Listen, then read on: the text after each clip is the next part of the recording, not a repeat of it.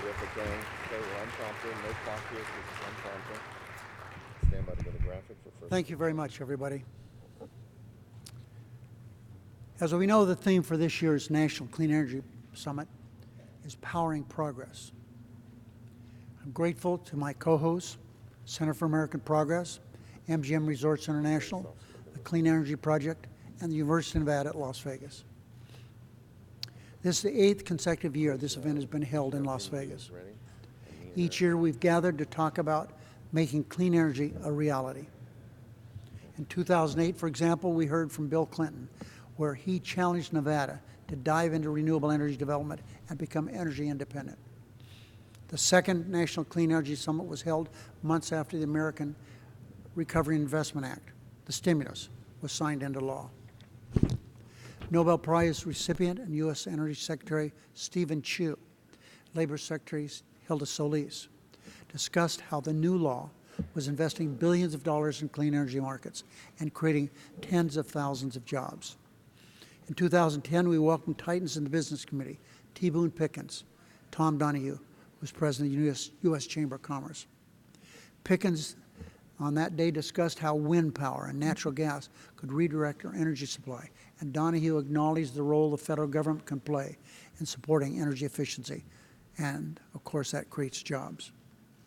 In 2011, Vice President Joe Biden gave the keynote address where he made a case that the United States should lead the world in clean energy. Our 5th summit in 2012 was memorable, as we were once again privileged to listen to President Bill Clinton. The day of the summit, President Clinton visited Bright Source Energy's iconic solar power plant just a few miles from today's event. President Clinton was awestruck by how proud the workers were at the solar site to be participants in this new clean energy economy.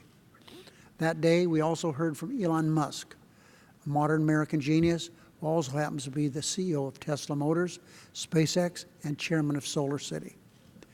He spoke to us about the innovative, cutting-edge work of Tesla Motors.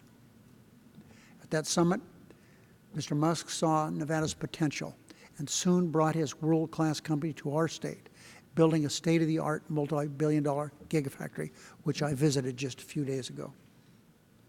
That same year, I challenged NV Energy to close the Reid Gardner coal plant.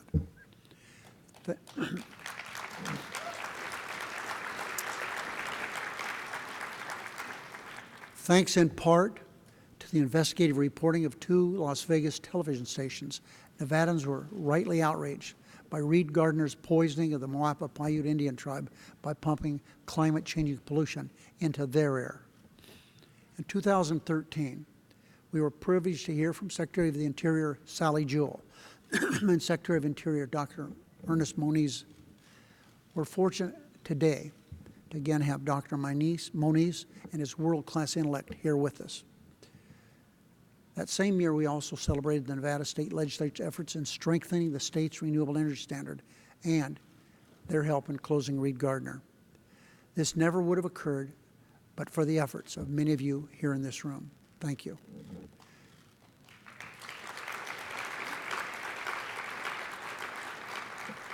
Together, we were able to witness Nevada's largest utility, NV Energy, and the state legislature rising to the challenge. And last year, Secretary Hillary Clinton spoke to us about the need for strong, clean energy policies and American leadership addressing climate change. Each year, this summit has produced results. Each year, we've made more and more progress. And each year, this country's leaders have come to Las Vegas to set our sights in building and promoting America's clean energy economy. This afternoon, we'll hear from a leader who has done more than any other American to address climate change. A leader who has worked to turn renewable energy into a mainstream technology. And that person is the President of the United States, Barack Obama.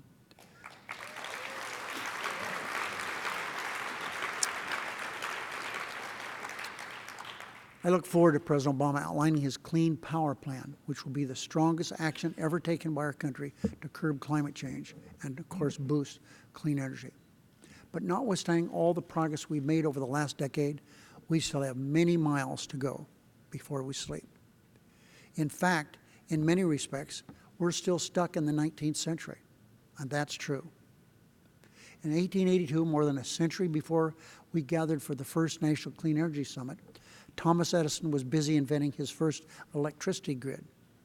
Edison's grid was improved by George Westinghouse a couple years later, an electric grid that's remarkably similar to the one we have today. Consider that. The grid technology that utility companies rely on is older than the Model T Ford. The grid system makes money for utilities by generating electricity at central plants and delivering that power to customers through power lines. Costs for the infrastructure are paid by all customers based on how much power they consume. The more electricity we use, the more we pay. The utility business model made sense for a long, long time, but I submit no more.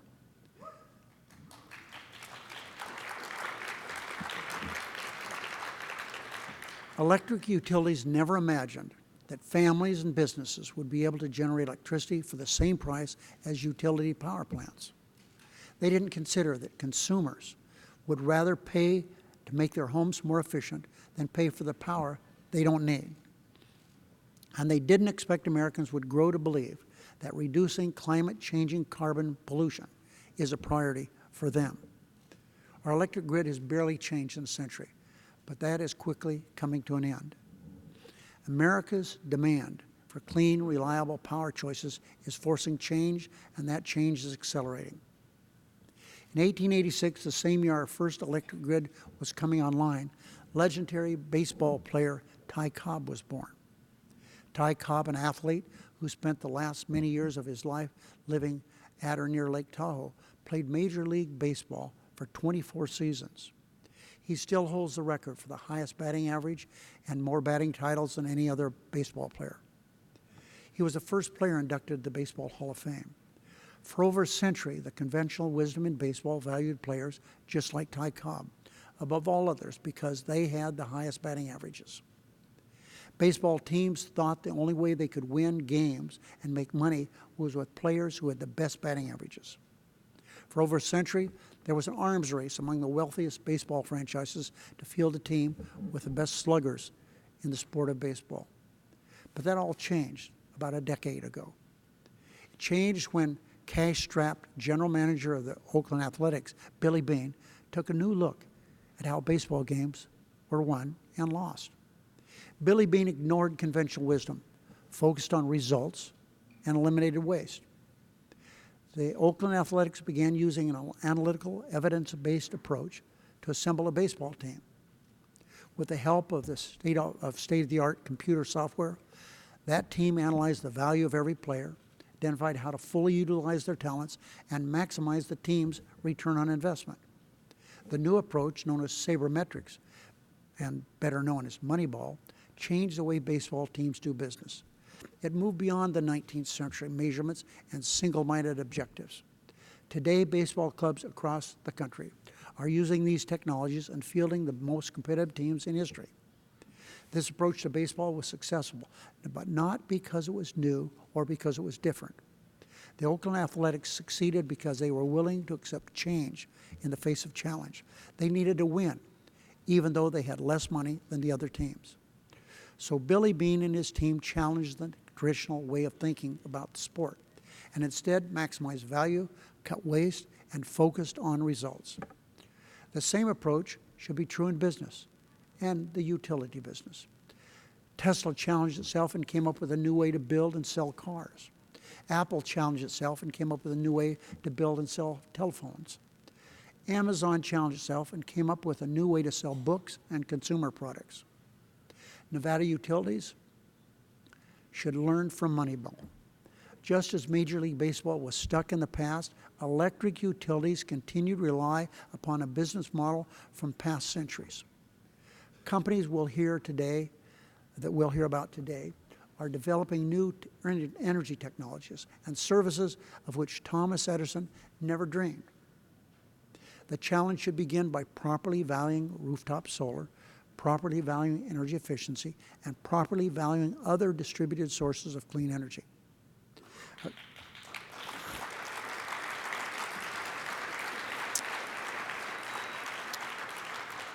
You see, because ignoring these resources or treating them as a burden makes as much sense as the Washington Nationals benching Bryce Harper. Rather than fighting change, utilities should be integrating new technologies into the business models. In 2014, Nevada's own Lincoln County Power District, a small power district for sure, surveyed their customers and learned that many of them had an interest in purchasing clean energy. And at a site near Panaca, the Lincoln County Power District responded by recently completing construction of Nevada's first community solar project.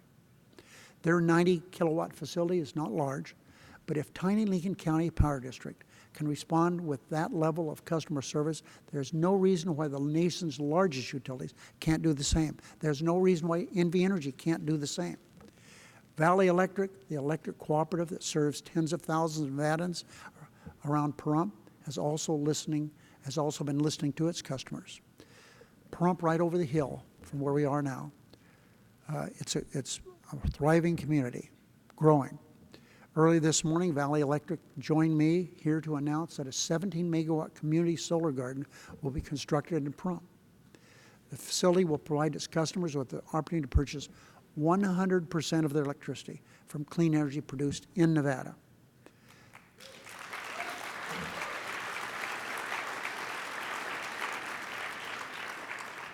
That's really a step forward for the Silver State, but it also proves that utilities can work with customers to provide clean, renewable energy they demand.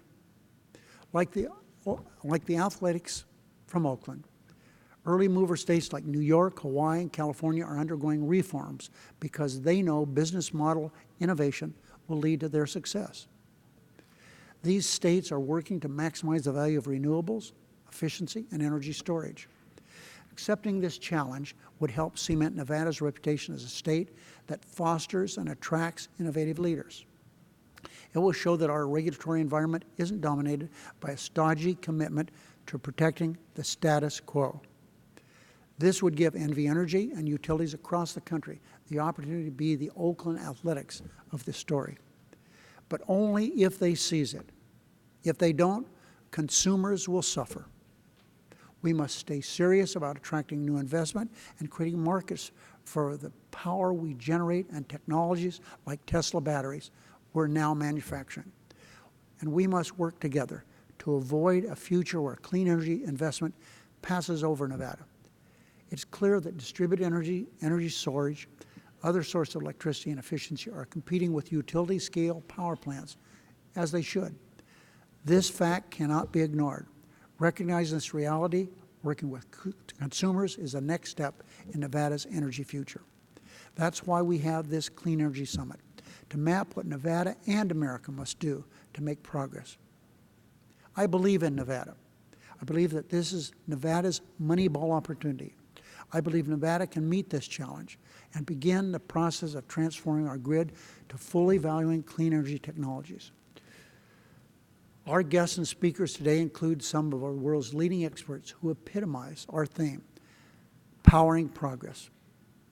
Secretary of Energy Ernest Moniz and John Podesta will have a conversation about how the government is partnering with states to build on the progress we have made deploying clean energy technologies. Rose McKinney-James will moderate a debate with two of the nation's leading experts on distributed generation, Charles Cicchetti and Lisa Wood. The Chancellor of the Nevada Education System for Higher Education, Dan Klaich, will moderate a discussion with Tesla and Panasonic about game-changing investments in clean energy, like the Gigafactory. Later this afternoon, we'll have a discussion about upgrading our electric grid with 21st century communications technologies and energy storage that will include Paula Jackson, Dr. Ellen Williams, Tom Voss, Amy Erickson, and Susan Kennedy. I appreciate their being here. And in just a few minutes, Nara Tandon from the Center for American Progress will lead a panel with the former governor of Colorado, Bill Ritter, the former mayor of Los Angeles, Antonio Villagrosa, Nancy Fund, and Geisha Williams. We will all learn from these experts about what needs to be done to keep the United States and Nevada on a path toward energy independence. President John Kennedy once said, and I quote, "Change is the law of life, and those who look only at the past or present are certain to miss the future," close quote. Utilities cannot remain attached to the past. We must not be wed to the old way of doing things. We must change. We must adapt. If we do, we risk, if we don't, I should say, if we don't, we risk missing a future that is bright for clean energy and a clean planet. So I ask you to join me in pursuing bold new solutions that will make clean energy more affordable, more efficient, and better for the American people. Thank you all very, very much.